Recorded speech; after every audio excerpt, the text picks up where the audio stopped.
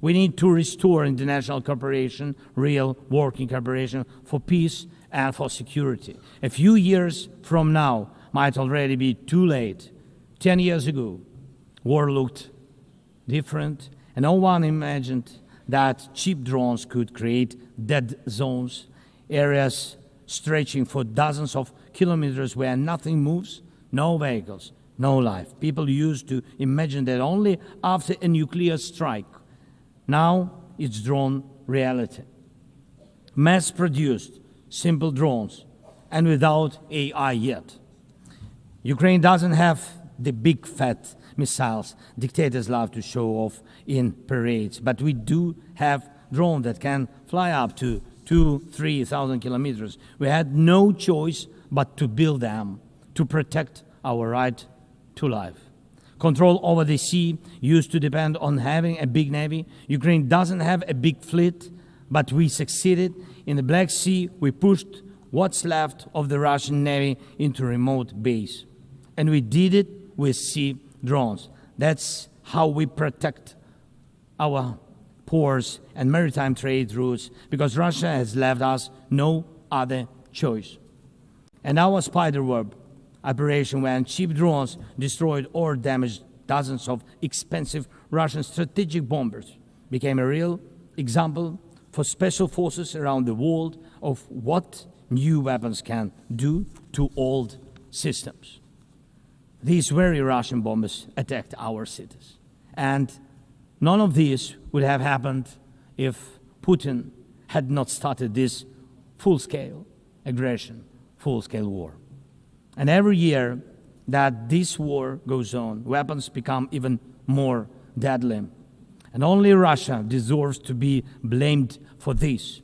Dear leaders, to protect lives, Ukraine builds underground schools and underground hospitals. To protect lives, we have to spend more on protecting power stations from drone and missile attacks than on building sports facilities or cultural infrastructure.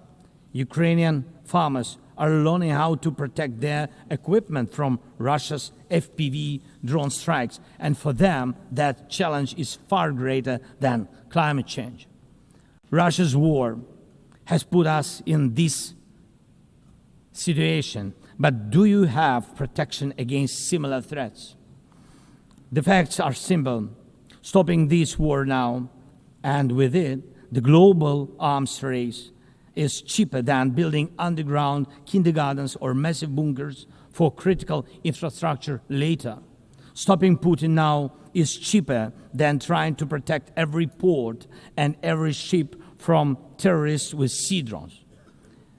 Stopping Russia now is cheaper than wondering who will be the first to create a simple drone carrying a nuclear warhead.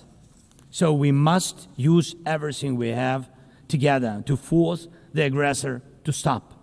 And only then do we have a real chance that this arms race will not end in catastrophe for all of us.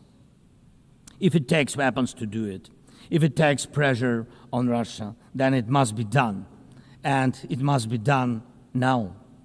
Otherwise, Putin will keep driving the war forward wider and deeper.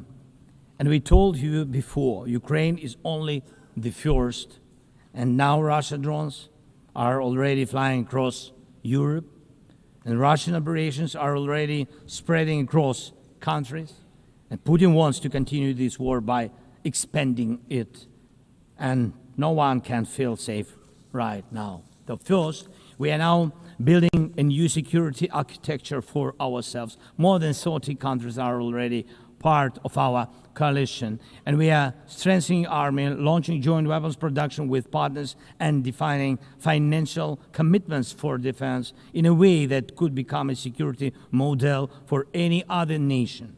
If security guarantees work for Ukraine, something more than just friends and weapons, it will mean that people were able to make national security not a privilege for a few nations, but a right for everyone. Second, we are ready to make our modern weapons become your modern security, your modern weapon. And we have decided to open up arms exports. And these are powerful systems tested in a real war when every international institution failed. And we are also ready to grow our defense production together with strong partners so that their protection is modern and reliable. You don't need to start this race from scratch. We're ready to share what has already proven itself in real defense. And third, many in the world are still relaxed. Still.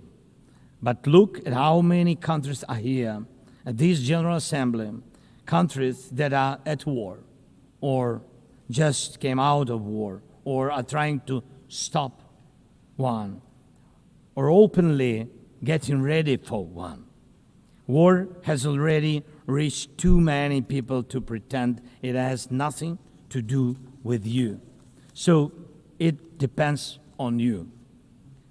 Whether you help peace or continue trading with Russia and helping Russia to fund this war, it depends on you. Whether prisoners of war will be freed, whether abducted children will come home, whether hostages will be free, it depends on you. What will define existence? War like now, or our joint strong actions as it should be?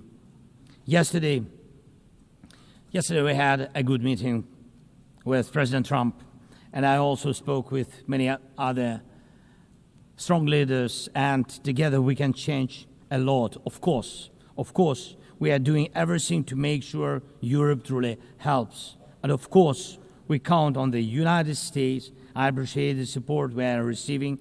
Yes, much depends on the G7 and G20, but in the end, peace depends on all of us, on the United Nations. So don't stay silent while Russia keeps dragging this war on. Please speak out and condemn it. Please join us in defending life and international law and order. People are waiting for action. Thank you so much. Slava Ukraini!